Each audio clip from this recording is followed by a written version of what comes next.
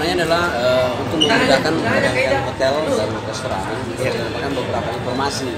Dan biasanya mereka ini kalau pameran pasti spesial treatment. Misalkan saja seperti tiket.com. Tiket.com itu masih secara konvensional kan komisinya udah ditetapkan. Tapi kalau misalnya mengikuti expo seperti ini, mereka ada treatment khusus. Jadi mudah-mudahan hotel-hotel menggunakan fasilitas tiket.com. Kedua, seperti misalkan kolam itu cemek yang terbaik dunia. Nah, itu kita hadirkan.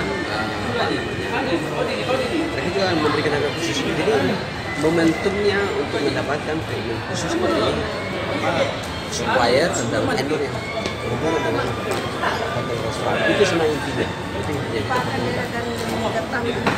Iya, ini kita buat setiap tahun. Tahun lalu kita buat di